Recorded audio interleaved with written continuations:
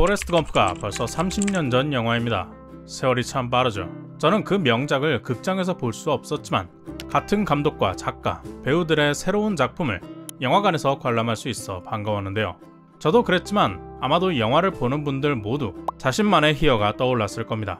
그곳이 기록될 만큼 중요하거나 많은 이들의 관심을 받는 것이 아니라도 나의 삶이 담겨있는 소중한 공간이겠죠. 영화 희열은 긴 시간을 훑으며 다양한 역사적 지점을 보여주는 것이 포레스트 검프와 닮았다고 느꼈는데요. 이 작품이 조금 달랐던 점은 역사적 기록들 뒤에 감춰진 개인적인 순간을 조명한다는 점입니다.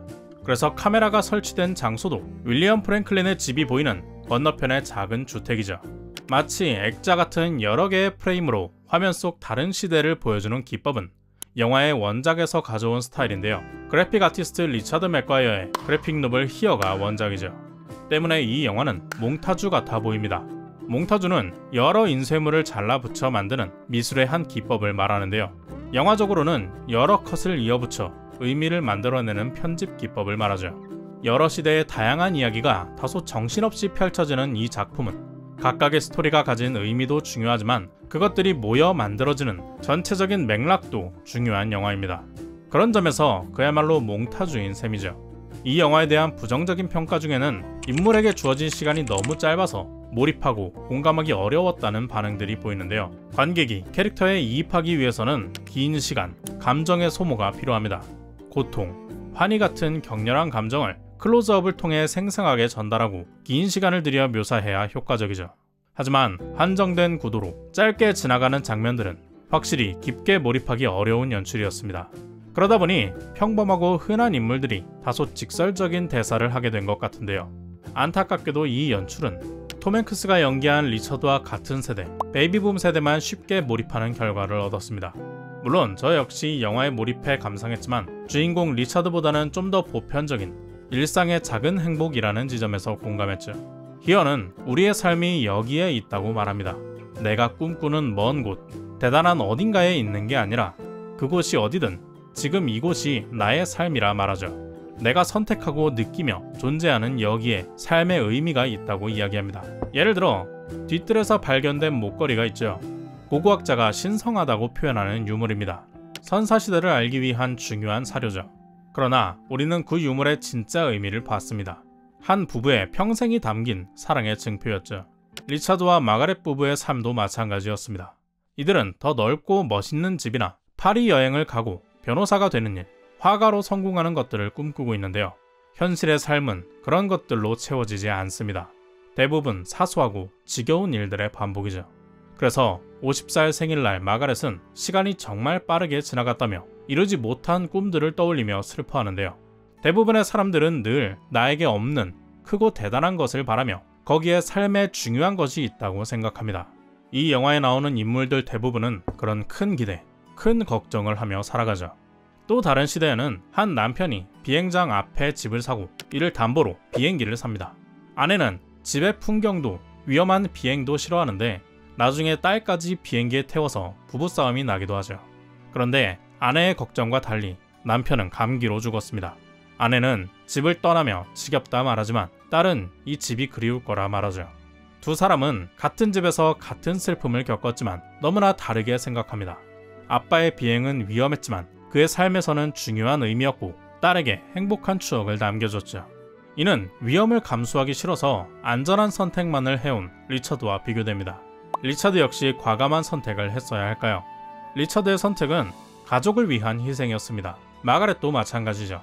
사회생활을 하고 싶었지만 가족을 돌보기 위해 희생해야 했습니다. 이들은 서로를 탓하고 자신의 희생만 생각했죠. 결국엔 이혼을 하고 각자 원하는 일에 뛰어들었습니다.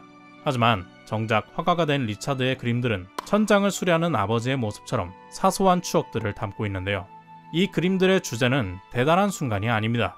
어느 밤의 달빛, 그 달빛 아래에 임신한 아내, 낭만적이지만 개인적이고 평범한 장면이죠. 어느 원주민의 목걸이가 그랬듯, 아빠와 함께한 비행이 그랬듯 가치를 느끼는 사람에 의해서 의미는 달라집니다. 김춘수 시인의 꽃처럼 의미는 받아들이는 사람에게 달려있죠. 때문에 저는 이 영화가 실존주의에 닿아 있다고 생각합니다. 우리가 태어난 이유, 정해진 본질이 있는 게 아니라 내가 살아가면서 선택하고 이를 통해 느끼는 것이 나의 진정한 의미를 만들게 한다는 철학이죠. 그래서 이 영화 속 인물들 중 틀린 삶을 산 사람은 없습니다. 1920년대 후반으로 보이는 레이지보이를 개발한 부부는 어땠나요? 그들은 다른 모든 가족과 다르게 자녀가 없이 둘이서만 살지만 누구보다 즐겁고 행복해 보이죠. 이들의 행복은 남들에 의해 정의되지 않습니다. 그저 두 사람이 어떻게 함께하는지, 무엇을 중심에 두고 살아가는지에 달렸죠. 발명품도 원래 남편이 지었던 이름인 릴렉스보이라는 이름 대신 좀 더 부정적인 레이지보이로 판매되어도 그들은 개의치 않습니다. 이 릴렉스 체어는 TV의 보급과 맞물려 미국 가정의 한 구석을 상징하는 이미지가 되었죠. 그러나 이 부부에게는 그런 것보다 대단한 발명을 했고 돈을 벌어서 함께 멋진 곳으로 떠난다는 게 중요합니다. 자신들이 무엇을 소중하게 여기는지 알고 이에 맞는 선택을 하는 사람들이죠. 자식이 없어서 자유롭거나 행복한 것도 그 반대의 상황도 아닙니다. 리차드 부부와 그 부모님이 자식들을 위해 희생한 것과 다른 선택을 했을 뿐이죠. 리차드의 아빠 알은 2차 대전 참전 용사입니다. 고통스러운 기억과 삶의 무게 때문에 그는 점점 더 많은 술을 마시는데요. 알이 술을 끊게 된 계기는 아내 로즈가 뇌졸중으로 쓰러진 사건이죠.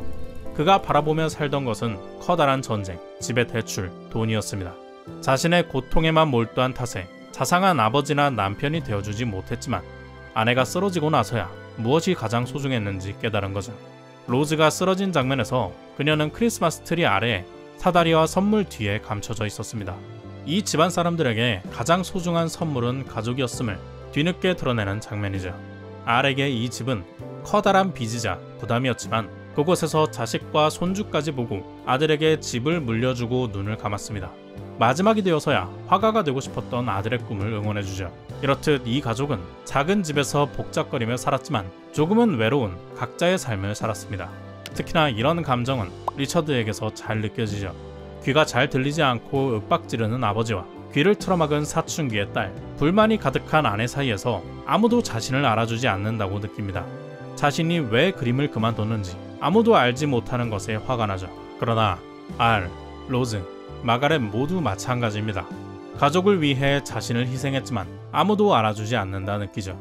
그래서 삶을 허투루 소모했고 인생이 허무하게 흘렀다고 느낍니다. 하지만 반대로 생각해보면 어떨까요? 이들 모두 자신의 선택으로 희생했습니다. 그들에게 이 가족이 그만큼 소중했기 때문이죠. 마가렛은 홀로 떠나 여행을 하고 일을 합니다. 리차드도 책임을 내려놓고 그림을 그리죠. 이 선택도 그들의 것이고 그 삶도 소중한 시간입니다. 서로의 선택을 나무랄 수 없이 각자에게 의미가 있는 일이었죠.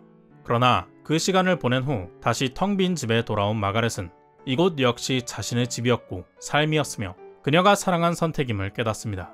실존주의는 단순히 선택하는 것뿐만이 아니라 그 선택을 직접 경험하고 느끼는 것도 중요하다 말하죠. 그 결과가 불확실하거나 고통스럽더라도 경험과 감정을 받아들이고 책임지는 것이 진정성 있는 삶이라 이야기합니다. 샤르트르가 말했죠. 인간은 세계 속에 던져졌다. 우리가 어떤 본질이나 목적 없이 그냥 세상에 태어난다는 뜻입니다. 이 영화의 카메라가 설치된 곳은 아무 의미도 없는 장소처럼 보입니다. 늪이 부글거리는 고대의 숲 어딘가였죠.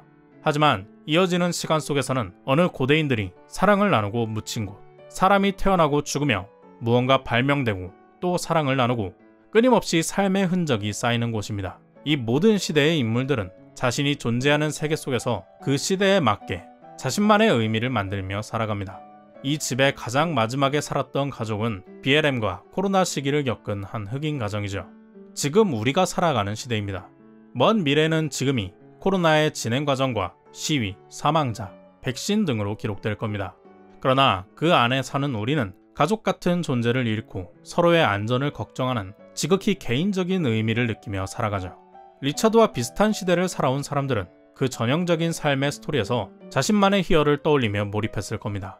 그렇기에 마지막에 카메라가 움직이고 텅 빈 집안을 둘러보는 장면이 감동적이지 않았을까요? 인생에는 정답이 없기에 모든 선택과 삶을 응원하는 저는 영상입니다. 여러분의 생각은 어떤가요? 댓글로 남겨주세요. 구독과 좋아요는 큰 힘이 됩니다. 오늘도 긴 영상 시청해주신 여러분 고맙습니다.